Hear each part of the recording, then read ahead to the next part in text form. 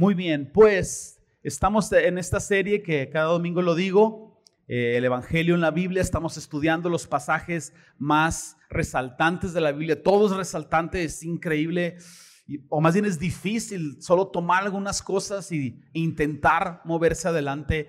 Hoy voy a hacer un movimiento salvaje. Yo sé que están esperando un giro acá y todo, pero no, me refiero en cuanto a la predicación. Voy a tratar de tocar 3 temas. Cada uno de estos temas en sí sería una serie de varias predicaciones, pero voy a intentar tomarlas en una para continuar avanzando. De otra manera esto se va a ir demasiado largo. El título está creo en pantalla. Vamos a hablar sobre el tabernáculo, la presencia de Dios en el tabernáculo y el becerro de oro. Nada más con el tabernáculo pudiéramos hacer una serie de 10, 12 predicaciones. Es impresionante todo lo que el Señor ordenó en este lugar de reunión. Pero voy a tocar las bases, los puntos más básicos y vamos a intentar avanzar. Este es el momento, el contexto en donde nos encontramos. Los israelitas eran esclavos en Egipto, el Señor los liberó, enterró el ejército de Faraón en el mar. Van avanzando por el desierto. En pocas semanas, unos cuantos meses, llegan a un desierto llamado Sinaí. Y en ese desierto había una montaña que la conocen como el monte Sinaí. Y entonces ahí el Señor le llama a Moisés desde la punta de la montaña, y Moisés sube esa montaña y el Señor empieza a hablar con él. Le empieza a dar los 10 mandamientos. No tendrás dioses ajenos delante de mí, no te harás imagen ni semejanza, no tomarás el nombre del Señor en vano, guardarás el día de reposo, honra a tu padre y a tu madre, no matarás, no robarás, no cometerás adulterio, etc. Y el Señor le está dando las leyes humanitarias, cómo se deben de llevar, leyes ceremoniales que deben de hacer como pueblo para adorarle a Él. Y también el Señor le está dando a Moisés instrucciones de un tabernáculo, un santuario especial que tenían que construir para hacer varios rituales de adoración al único Dios verdadero. Moisés está anotando su tarea con todo, está ahí en este monte. Abre tu Biblia conmigo en Éxodo 25, vamos a leer versículos 8 al 9. El Señor está ordenándole a Moisés, como dije, construir este tabernáculo. La descripción de Éxodo 25 es muy buena. Dice Éxodo 25, del 8 al 9, el Señor hablando con Moisés: y harán un santuario para mí, un tabernáculo, y habitaré en medio de ellos conforme a todo lo que yo te muestre. Y el diseño del tabernáculo y el diseño de todos los utensilios, así lo haréis. No sé, amén. Entonces, no sé exactamente cómo fue que Moisés lo vio, una visión, es lo más probable. Pero el Señor está hablando con él, le está poniendo en su mente visiones y les dice: así quiero esta mesa, así quiero estas esquinitas de aquí, así quiero, esta es la altura que yo quiero. Y le da medidas y le da todo, y Moisés está viéndolo, y no solo lo está viendo, lo está recibiendo de la gloria de Dios. Ahora todos estos detalles están en la mente y en el corazón, grabados en la mente y corazón de Moisés. Y el Señor le está diciendo: quiero que construyan este santuario. Dios les ordenó eso porque Él quería habitar en medio de ellos. Y eso era una misericordia increíble, porque el hecho que el Señor habitara con ellos quiere decir que estaba tiernamente cuidándoles. Si el Señor se alejaba de ellos, lo sabemos, se iban al pecado inmediatamente. Pero el Señor estaba con ellos para no permitir que se desenfrenaran y no permitir que nada les sucediera. Qué maravilloso. ¿Cuántos de ustedes dirían: híjole, si el Señor me prometiera estar siempre conmigo, nada ni nadie me vencería? ¿A quién le gustaría esto? ¿A nadie le gustaría? A mí sí me gustaría. Pues ya lo tenemos, el Señor siempre está con nosotros. Pero entonces el asunto es este: el Señor le está mostrando a Moisés y literalmente le está diciendo con medidas, pero le está diciendo: quiero que hagas el deste de la desta. Está muy bien, Señor. Pero luego a veces vas con personas y ¿sabes qué? Quiero una reja, pero con un y luego que le hagas aquí y luego te hacen otra cosa. No, esa cosa parece quién sabe qué. ¿Cómo le iban a hacer? Bueno, de 2 maneras. Primero, Moisés Iba a supervisar cada detalle. O sea, Moisés iba y veía a los herreros, y luego veía a los artesanos, y luego veía a los carpinteros, y Moisés estaba supervisando todo porque estaba en su mente y en su corazón. Pero al mismo tiempo Dios puso dones en personas específicas, dones de artesanía, dones para hacer un chorro de cosas. A través del Espíritu Santo el Señor no solo dio sus dones a las personas, sino estaba usándolos para hacerlo. Y eso es increíble. Ahí estabas en Éxodo 25, brinca al capítulo 31, vamos a leer del 1 al 6. Dice la escritura: y habló el Señor a Moisés diciendo: mira, yo te he llamado por nombre a Bezaleel, hijo de Uri, hijo de Ur, de la tribu de Judá, y lo he llenado del Espíritu de Dios en sabiduría y en inteligencia, en ciencia y en todo arte, para inventar diseños, para trabajar en oro, en plata y bronce, y en artificio de piedras, en gastarlas, y en artificio de madera, para trabajar en toda clase de labor. Y aquí yo he puesto con él a Oholiab, hijo de Ahisamac, de la tribu de Dan, y he puesto sabiduría en él, ánimo de todo sabio de corazón, para que hagan todo lo que les he mandado. Entonces estas personas tenían la habilidad para hacerla y tenían la guía del Espíritu Santo para hacer todas estas labores. Esto nos habla tanto de la diversidad de dones que Dios ha puesto en la iglesia. Aquí están todos los dones mencionados en la Biblia y muchos otros más repartidos entre nosotros. Y Dios no nos ha dado esos dones para que nos los quedemos. Yo necesito de los dones que tú tienes y tú necesitas de los dones que otros tienen.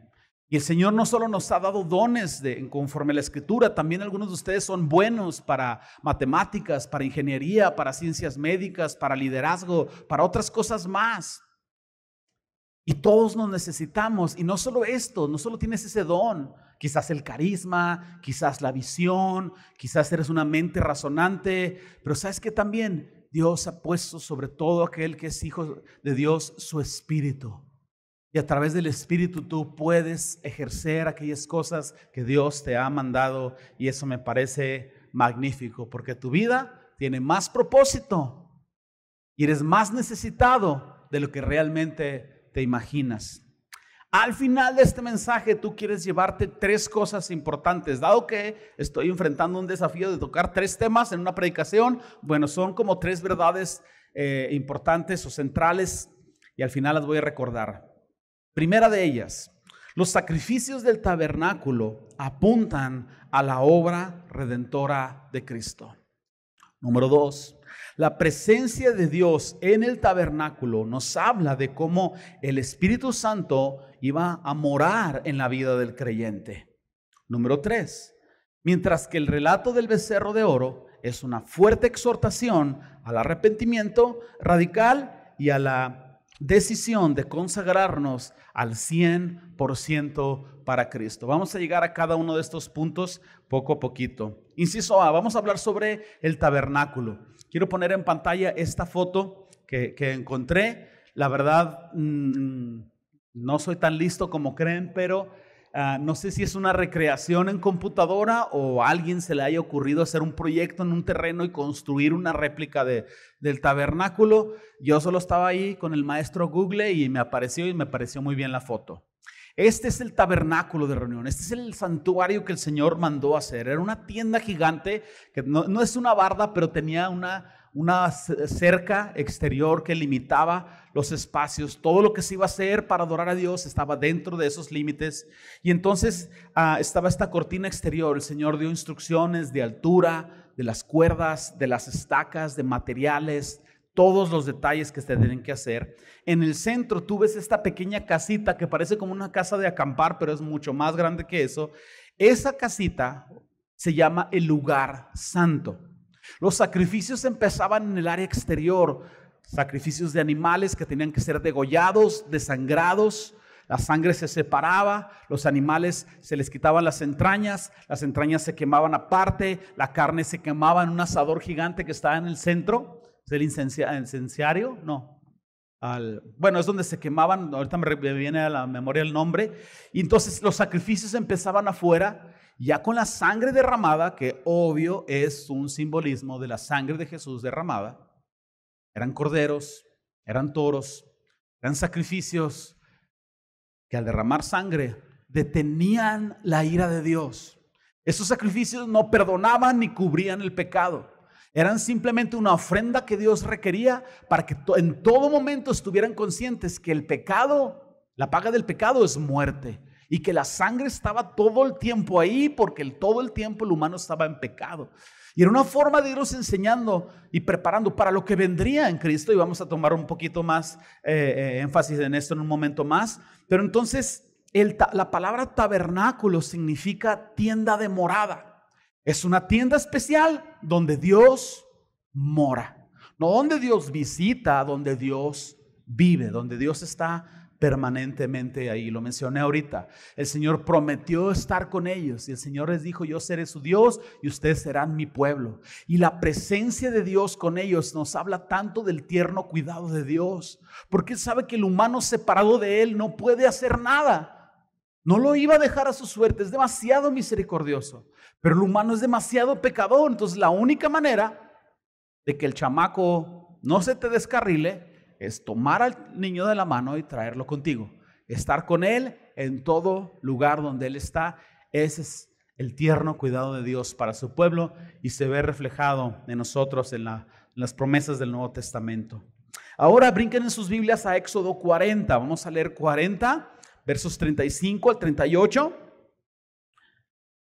y voy a poner la segunda foto del tabernáculo.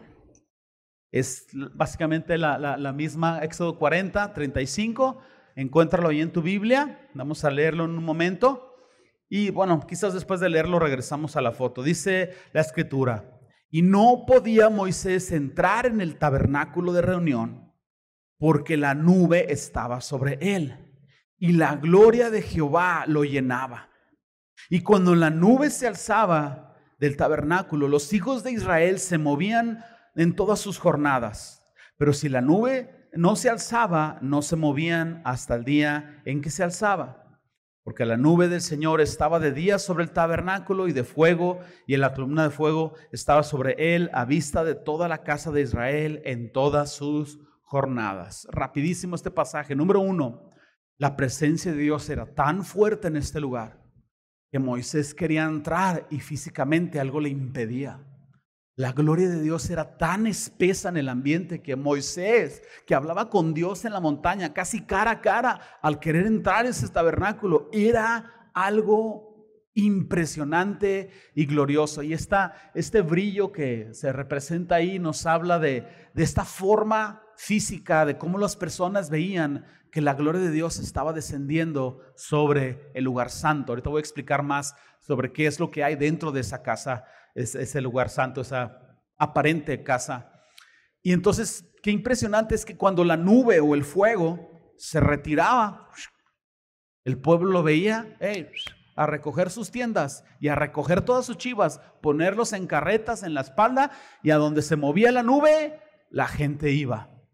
Y cuando la nube se quedaba estable en algún lugar, ahí armaban el tabernáculo. Y todo el tiempo que permanecía, todo el tiempo que ellos permanecían. No veo tan difícil escuchar la voz de Dios para tu vida. Cuando mis hijos eran pequeños, ellos entraban a la iglesia y ellos andaban ahí y ellos se encontraban en qué entretenerse, y ellos no estaban preocupados por la hora de llegar ni la hora de irse. Ellos estaban ahí.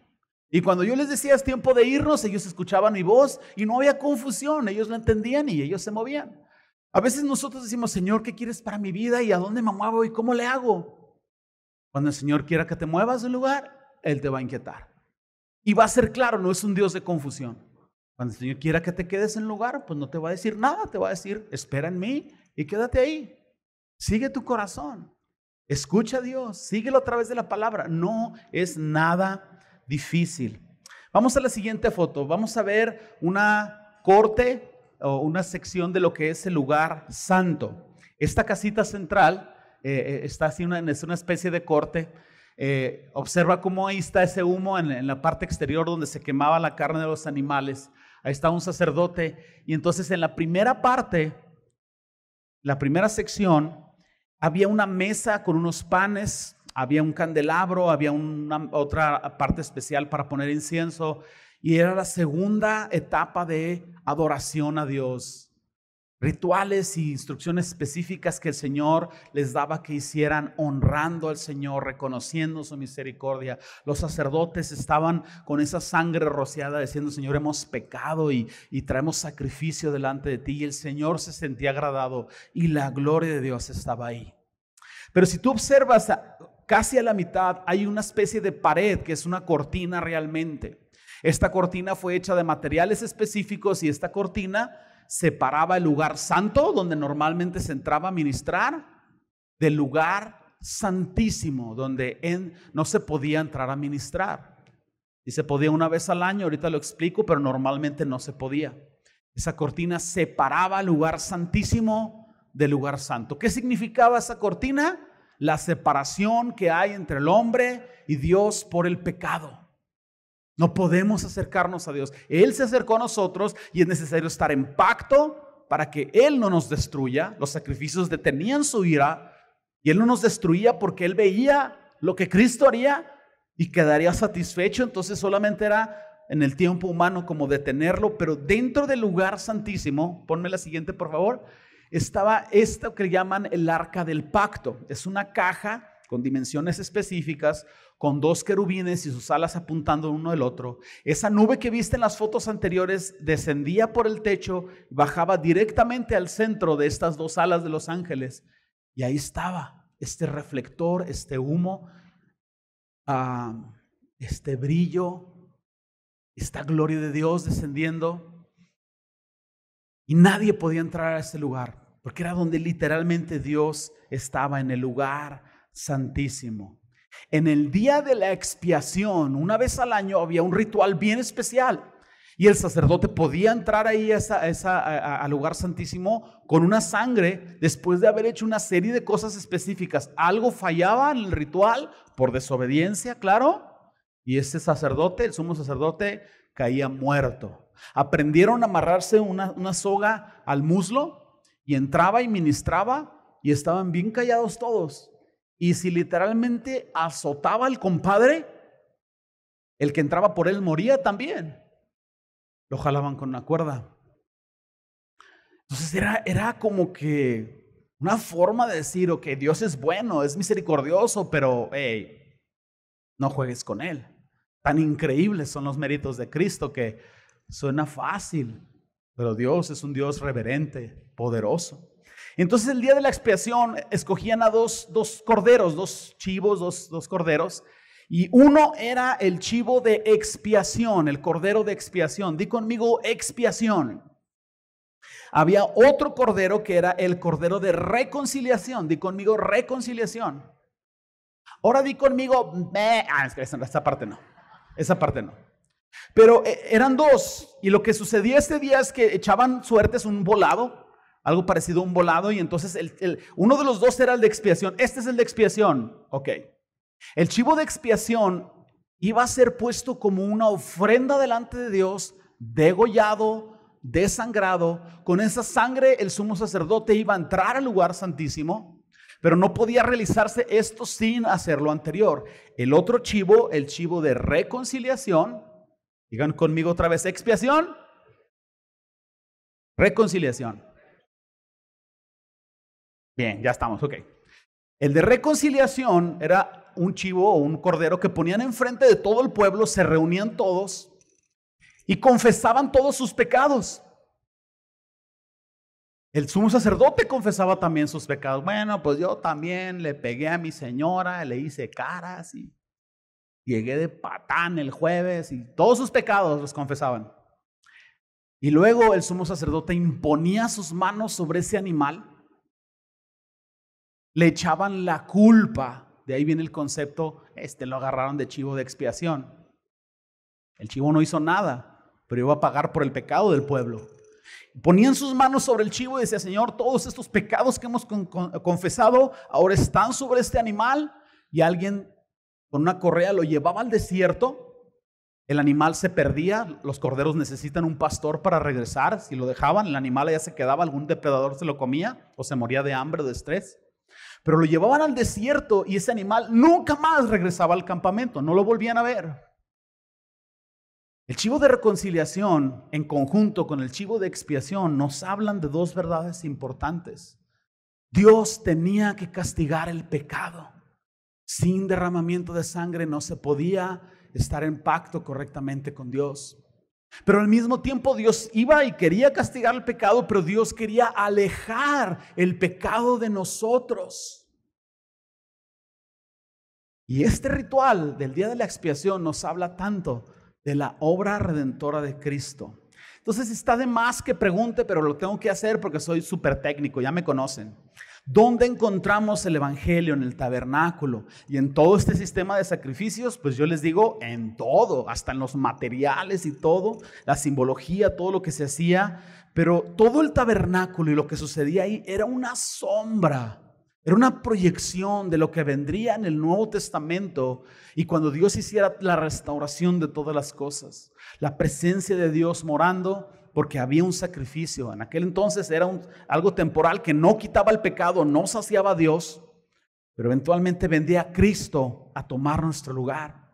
Entonces, en el día de la expiación, estos dos corderos, el cordero de expiación, el cordero de reconciliación, simbolizaban cómo Dios quería castigar el pecado, pero quería alejarlo de nosotros. Entonces, el cordero de expiación sería sacrificado, como dije, el sumo sacerdote iba a la presencia del Señor y tú te preguntas por qué esto era así.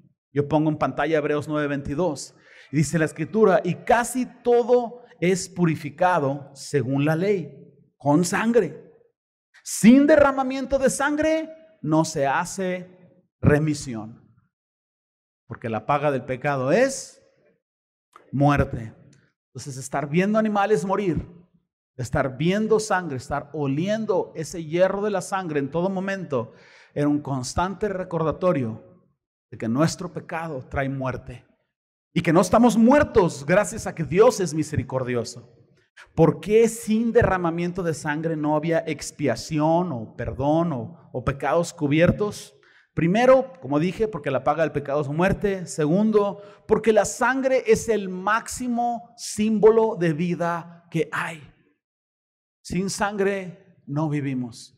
Por eso todos nos ponemos tensos cuando alguien corta, cuando alguien está sangrando en una cirugía y no se puede parar el sangrado, cuando alguien se le entierra algo en un muslo, en una arteria, hay preocupación porque suficiente sangre sale de tu cuerpo y no hay forma de traerte a vida. Jesucristo derramó toda su sangre. Estos corderos eran degollados, colgados, cabeza abajo, aunque ya les habían cortado parte de su cabeza, hasta que la última gota caía en una vasija especial. Toda su sangre. Toda la sangre de Jesús fue derramada. Por tu pecado, por mi pecado. Y Él lo hizo para que tú y yo pudiéramos vivir. Y lo que Él nos llama a hacer es a tomar la cena del Señor y recordar cada día que Él derramó su sangre. Y lo que sucedía en ese tabernáculo es lo que iba a suceder en la cruz. Nosotros no tenemos los rituales del tabernáculo porque estamos de este otro lado de la cruz, pero tenemos la adoración, tenemos el recordatorio de la redención, tenemos esta cena del Señor que conmemora todo lo que Cristo hizo, derramando su sangre, muriendo por tu pecado, por mi pecado. Jesús siendo el chivo o el cordero de expiación y siendo el cordero al que le echaron la culpa también al mismo tiempo, para que tú no tuvieras que pagar por tu pecado. Tu paz, tu correcta posición delante de Dios no vinieron gratis. Le costaron a Jesús todo. Y ahí es donde nosotros vemos el evangelio reflejado. La resurrección de Jesús. Jesús resucitó en un cuerpo sin relación al pecado. Jesús tomó la culpa del pecado, murió en la cruz, ya fue castigado el pecado, no se va a castigar el pecado dos veces. Jesús resucita en un cuerpo donde ya no está pagando por el pecado, ya pagó. Y entonces la resurrección es como este chivo de reconciliación que separaba el pecado del pueblo. La resurrección es la garantía de que vamos a recibir cuerpos de resurrección y un día no va a haber pecado. Por mientras, recibimos esos cuerpos, tenemos al Espíritu Santo morando en nosotros, fortaleciéndonos para decir no. Iglesia, si fuera imposible no pecar, Dios no nos lo pediría.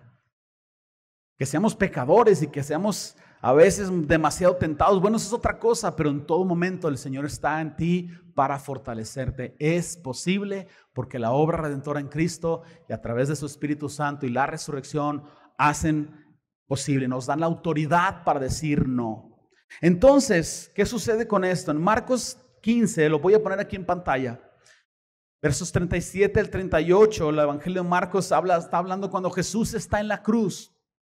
Ya está en las últimas, está clamando al Señor, sus últimas gotas de sangre están saliendo de su cuerpo. Y dice la Escritura, mas Jesús dando una gran voz, expiró. Ya no hubo más aire en sus pulmones. Expiró, murió. Entonces, el velo del templo, esa cortina que impedía que entraras al lugar santísimo, a la gloria de Dios, el velo se rasgó en dos, de arriba abajo. De arriba abajo, porque la salvación viene del Señor a nosotros. Cristo vino, descendió para tu salvación. Nosotros no descendimos a Él. Y el velo se rasgó en dos en cuanto Cristo murió. Ya no hay pecado que nos impida entrar a la presencia de Dios. Lo único que tienes que hacer es creer que Jesús lo hizo por ti. Y entonces Hebreos dice que podemos acercarnos a la presencia de Dios confiadamente. Porque Jesús fue no un cordero, fue el cordero. El único sacrificio que dejaría satisfecho a Dios la vida inocente de su propio Hijo hecho carne. Y esto es como nosotros vemos el Evangelio reflejado en el tabernáculo, en todo el sistema, en la presencia de Dios. Ahora nosotros tenemos esa libre entrada al Padre gracias a los méritos de Cristo. Amén, Señor. Gracias. Gracias, Señor. Admirados, Señor. Cada vez regresamos a la cruz, Señor, y es impresionante. Déjenme tomar un último tema. Quiero hablar sobre el becerro de oro. En orden, antes de construir el tabernáculo sucedió este incidente del becerro de oro, pero sería bueno dejarlo al final para que se quedaran con algunos detalles que me parecen importantes. El pueblo llegó a este desierto llamado Sinaí. El Señor le está dando los 10 mandamientos a Moisés, leyes ceremoniales, leyes de rituales, instrucciones para construir el tabernáculo. Pues Moisés ya tenía largo tiempo ahí en la montaña, días y días allá arriba, y el pueblo de Israel aquí abajo desesperado. Éxodo 32, yo creo que tienes que regresarte, estábamos por ahí del 40, vamos a regresarnos al 32, voy a leer versos 1 al 7. Dice la Escritura, viendo el pueblo que Moisés tardaba en descender del monte, se acercaron entonces a Aarón y le dijeron, levántate, haznos dioses que vayan delante de nosotros, porque a este Moisés, el varón que nos sacó de la tierra de Egipto, no sabemos qué le haya acontecido. Y Aarón les dijo, apartad los zarcillos, los aretes de oro que estaban en las orejas de vuestras mujeres, de vuestros hijos y de vuestras hijas, y traédmelos. Quiero hacer una pausa. Estos aretes de oro, si se recuerdan, varios domingos atrás, mencionamos que cuando iban a salir de Egipto, el pueblo de Israel era esclavo. El último día, antes de la muerte de los primogénitos, el Señor les dijo que sacrificaran el cordero de la Pascua, que comieran panes sin levadura, pero les dijo, cada quien vaya con su vecino y pídale oro. Su vecino egipcio, pídale oro. Oye, vengo que me des oro. Y el Señor dijo, yo voy a poner en el corazón de ellos que les den oro. Oye, pues tengo aretes, tengo cadenas, aquí está. Entonces ellos se abastecieron de oro y lo cargaron con ellos. Bien. Y Aarón les dijo, verso 2, apartad los zarcillos, los aretes de oro que están en vuestras orejas. Me brinco al verso 3. Entonces todo el pueblo apartó los aretes de oro que tenían en sus orejas y los trajeron a Aarón. Verso 4, y tomó de las manos de ellos y dio forma de buril e hizo de esa ofrenda de oro un becerro de fundición. Entonces dijeron: Israel, estos son tus dioses que te sacaron de la tierra de Egipto. Y viendo esto, Aarón edificó un altar del becerro y pregonó a Aarón y dijo: mañana será fiesta para Jehová. Y al día siguiente madrugaron y ofrecieron holocaustos y presentaron ofrendas de paz. Y se sentó el pueblo a comer y a beber y se levantó a regocijarse. Entonces el Señor le dijo a Moisés: anda, ya bájate, desciende, porque tu pueblo que sacaste de la tierra de Egipto se ha corrompido. Cuesta trabajo procesarlo, ¿no es cierto? Cuesta trabajo. ¿Cómo es posible tener una salvación, una libertad de la esclavitud tan impresionante? Las plagas, el mar rojo. Un breve tiempo de espera los sacó de quicio y empezaron a adorar a Dios en una forma de adoración idólatra de Egipto. Todo lo que hicieron era lo que hacían en Egipto. Regresaron a la idolatría. El pueblo se corrompió. Entonces, ¿cómo pudo ser que después de una libertad y una salvación tan grande, el pueblo se volviera tan pronto a la idolatría? Bueno, el corazón humano es pecador. Yo les digo, nosotros hoy tenemos todos los recursos en el evangelio para no pecar o pecar menos cada vez. La idea es no pecar. Sí se puede. Pero podemos tomar algunos detalles y algunas claves importantes de este relato del becerro de oro que nos pueden ayudar a que como cristianos no regresemos a una idolatría y a perdernos en pecado siendo salvos, pero desviarnos. No estoy diciendo perder salvación, estoy diciendo desviarnos. Podemos encontrar algunas claves que nos pueden ayudar. Vámonos con la primera. Me voy a apurar lo más que pueda. Verso 1. Viendo el pueblo que Moisés tardaba en descender. Confiar en Dios y esperar en Dios por su intervención son claves para tu vida cristiana. Tendemos a desesperarnos y cuando nos desesperamos metemos nuestras manos. Cuando el Señor nos dice que esperemos y estamos pasando por dificultad, familiares enfermos, situaciones de desempleo, angustia en el hogar, estamos desesperados y metemos nuestras manos. Queremos hacer algo al respecto. Queremos que un humano nos rescate cuando solo el Señor nos puede sacar de esa situación. Y esa desesperación, esa falta de espera en Dios es una falta de confianza en su carácter. Es decir, Dios no va a llegar. Dios no me va a ayudar. Yo me tengo que ayudar porque yo no veo que Dios esté haciendo nada. Y ese es el primer punto para desviarnos de Dios. Desesperarnos y dudar de su carácter. Pongo esta verdad importante en pantalla. Dios nunca llega tarde.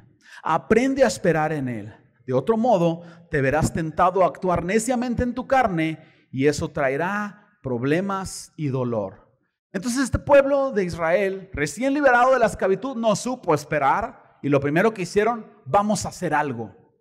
Número 2, verso 1 también. El varón que nos sacó de la tierra de Egipto. Déjenme ver si es verso 1. Sí. El varón que nos sacó de la tierra de Egipto. El pueblo de Israel se olvidó rápidamente que Moisés no lo sacó de la tierra de Egipto. Moisés fue el intermediario, fue el instrumento. Pero ¿quién fue quien lo sacó con mano poderosa de Egipto? Dios, Jehová, el Señor. Y entonces, ¿quién trajo las plagas? El Señor. ¿Quién trajo la muerte de los primogénitos? El Señor. ¿Quién abrió y cerró el mar? El Señor. ¿Para qué lo hizo? Para que el pueblo conociera que Él es Dios, conociera su santo nombre, que conociera que Él los libertó. Pero este pueblo, tan pronto no estaba Moisés, bajó su mirada de Dios y la puso en el hombre y dijo: Moisés, que nos rescató, ya no está aquí. Es fácil poner nuestra mirada en el hombre porque tenemos mucha relación con el hombre. Las lecciones en mi vida por poner mi mirada y mi esperanza en el hombre han sido demasiado costosas. Tus lecciones también. No pongas tu esperanza en ningún hombre. Relaciónate con ellos, inspírate de su fe, de su vida, bendícete. Pero siempre, en todo momento, tú tienes que saber que la única persona que te puede liberar, fortalecer, ayudar, llenar de su gracia es el Señor. Israel bajó la mirada y ¿qué sucedió? Dolor, tristeza. Y cuando tú bajas tu mirada y pones la esperanza en una persona, lo que va a suceder, te lo voy a decir de una vez. Vas a ser desilusionado, vas a ser lastimado, vas a ser engañado, te van a mentir, te van a transear, te van a usar como un recurso. Un programa en la empresa, una actividad en la iglesia va a ser más importante que tu vida. Todo porque tú pones tu esperanza en el hombre cuando tú ya tienes un Salvador. El pueblo ya tenía un Dios, tú ya tienes un Salvador. Cuando venga el peor de tus días, la peor urgencia, estés devastado, no vayas con ningún hombre para obtener esperanza. Ve con Dios, derrama tus lágrimas delante de Él. Claro, habla con una persona piadosa, pero esa persona piadosa es un medio, no es el fin para traer consuelo a tu vida. Hebreos 13:7, no lo puse en las notas en la semana, pero en la mañana estudiando me pareció importante tenerlo. Lo voy a leer directo de mi Biblia, solo escúchenlo. Hebreos nos llama o nos exhorta a que mantengamos nuestra vista en Dios y no, en este caso, en el pastor de una iglesia. Yo siempre se los he dicho, Jesucristo es el pastor, el pan de vida. Yo solo soy aquí quien dice los versículos el domingo, quien les ayuda, su servidor. Yo no puedo liberarles, iglesia. Yo no quiero utilizarles. Yo no quiero abusar de sus vidas. Pedimos ayuda voluntaria y a veces no llega la ayuda voluntaria y se carga el trabajo, no le hace. Sus vidas no me pertenecen. La Escritura nos dice, acordaos de vuestros pastores que os han dado, que os hablaron la palabra de Dios. Fíjense esta parte. Considerad cuál haya sido el resultado de su conducta e imitad su fe. ¿Qué es lo que este pasaje de la Escritura nos dice que debemos de imitar de nuestras autoridades espirituales? Su fe, no su conducta.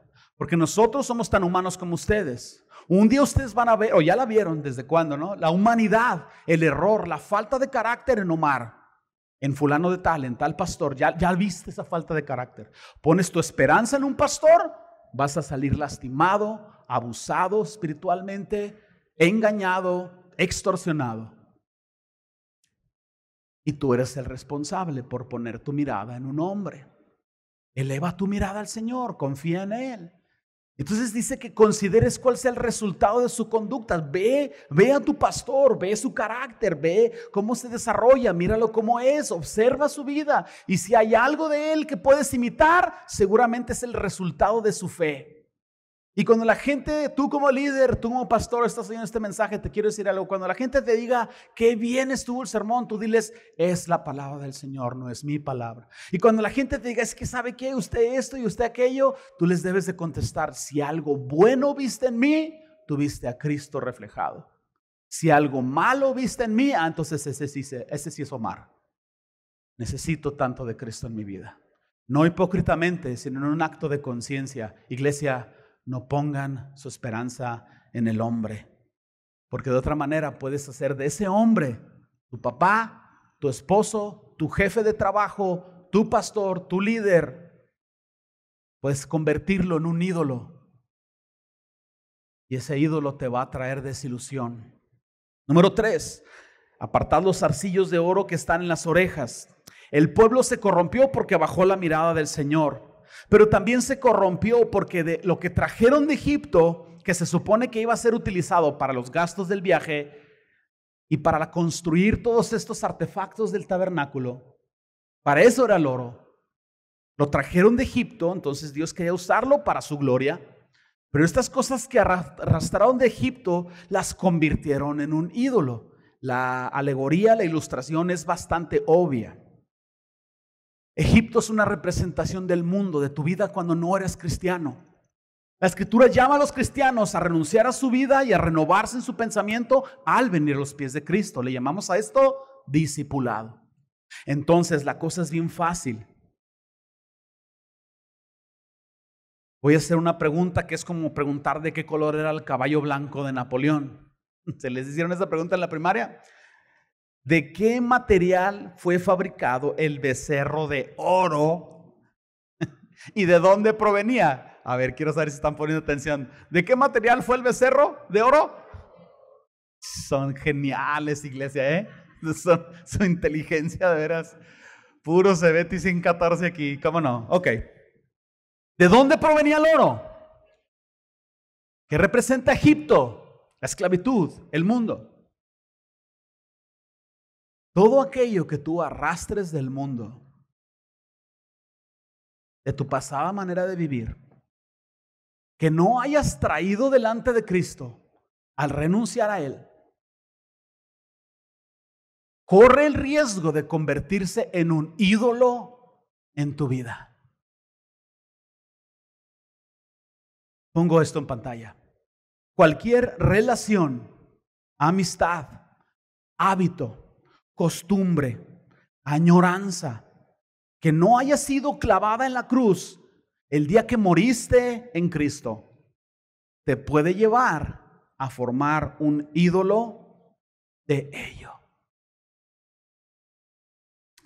El Señor Jesucristo dijo en Lucas 9:23, si alguno quiere venir en pos de mí, niéguese a sí mismo, tome su cruz y sígame, porque aquel que quiera salvar su vida la perderá, y aquel que la pierda por causa mía la hallará. Tú tienes que venir a Cristo y renunciar a tu vida, decir, ya no voy a vivir para mi placer. Y cuando algo malo me suceda, yo no voy a buscar la autocomplacencia. Yo voy a buscar al Señor y tarde o temprano su misericordia va a venir a mí. Yo ya no soy el encargado de darme placer a mí mismo. Yo ya no soy el encargado de defenderme. Yo ya no me debo de proveer, Dios me provee. Yo ya no me la debo de rifar en la vida. El Señor es quien me defiende. Yo tengo un Salvador, un Padre que me cuida. Y entonces, Efesios 4:22, la Escritura nos dice en cuanto a la pasada manera de vivir, Egipto. Despojaos del viejo hombre, porque este viejo hombre está viciado, mañoso, viciado conforme a los deseos engañosos. Y dice la Biblia, renovaos en el espíritu de vuestra mente. Eso es arrepentimiento. Arrepentimiento es cambio de pensamiento. Lo primero que tienes que hacer es cambiar tu opinión. No, es que yo antes todos los viernes fiesta con la familia y cheves y todo. Y así, esa es cultura familiar y siempre nos le damos. Cuando llegas a Cristo, tú tienes que cambiar de pensar y tienes que cambiar esta y muchas otras costumbres que no glorifican al Señor. Y vestidos del nuevo hombre, empieza a adquirir nuevos hábitos, empieza a adquirir nuevos pensamientos. Este nuevo hombre creado según Dios en la justicia, en la santidad de verdad. Por lo cual, cuando vienes a Cristo, desechando la mentira, hablar la verdad cada uno con su prójimo, porque somos miembros los unos de los otros. Hay un principio más y por el tiempo me voy a brincar la lectura de Éxodo 34, 25 al 29, pero sucedió que cuando Moisés descendió, destruyó este becerro de oro y les dijo quiénes están por el Señor y quiénes no están. Increíblemente, la mitad se fueron con Jehová y la otra mitad no. Y hubo guerra entre ellos y el Señor hizo que los que estaban con él destruyeran a los otros y los mataran. En una forma radical de expresar todo aquello que no va a honrar al Señor, tiene que ser destruido, quemado, arrancado de tu vida. Dios pide de ti una entrega total. En el verso 29, de nuevo no tengo tiempo a leerlo, pero el verso 29, Moisés dijo, hoy os habéis consagrado al Señor. Consagrarse es tomar la decisión de entregar toda tu vida al Señor y vivir para Él y solo para Él. Pongo esta última verdad importante en pantalla. No podemos solo confesar a Jesús como Salvador para luego apartarnos al pecado o a un ídolo. Es necesario que el discípulo de Cristo confiese a Jesús como Señor y que rinda toda su vida a la voluntad de su Señor. Señor, ¿qué quieres que haga? ¿Cómo quieres que responda? ¿A dónde quieres que vaya? Que en pantalla Gálatas 2:20 nos dice, con Cristo estoy juntamente crucificado. Ya no vivo yo, ya no vivo para mí, pues vive Cristo en mí. La cosa es simple, iglesia. Él murió por ti, ahora tú vives por Él. Él murió por ti para la gloria del Padre, ahora tú vives por Él para la gloria del Padre. Perdón que me pasé en el tiempo, sabía que era un desafío. Llévate este pensamiento, estas tres verdades centrales. Los sacrificios del tabernáculo apuntan a la obra redentora de Cristo. La presencia de Dios en el tabernáculo nos habla de cómo el Espíritu Santo moraría en la vida del creyente, mientras que el relato del becerro de oro es una fuerte exhortación al arrepentimiento radical y la decisión de consagrarnos 100% para Cristo. ¿Por qué no cierras sus ojos por un momento? Quizás tú quieres rendir tu vida a Cristo hoy para salvación. Yo te hago un llamado. Puedes venir aquí enfrente al terminar esta oración y voy a asignar personas que pueden ayudarte a arrepentirte, a rendir tu vida a Cristo, que no solo lo confieses como Salvador, que te rindas a Él como Señor. Y por lo demás, si algo de este mensaje trajo inquietud a tu corazón, este es el momento de orarlo. Señor, nosotros glorificamos tu nombre, Señor, en oración, porque toda esta obra del tabernáculo, Señor, la vemos ahora como un reflejo de lo que tú, Jesús, hiciste en la cruz y en la resurrección. Y damos gracias, Señor, que no solo nos has dado la autoridad a través de tu obra redentora y la resurrección, la autoridad para decir no al pecado, pero ahora tú nos has llenado con tu Espíritu Santo, Señor. Síguenos llenando para decir no al pecado. Y, Señor, pedimos que nos guíes a renunciar a todo aquello o todo aquel que se puede convertir en un ídolo en nuestras vidas. Ayúdanos a aferrarnos a ti, a arrepentirnos radicalmente y vivir cada día para la gloria de tu nombre, Señor. Lo pedimos en el nombre de Jesús. Amén. Dios los bendiga. Gracias por aguantarme. Nos vemos el próximo domingo, si el Señor lo quiere así.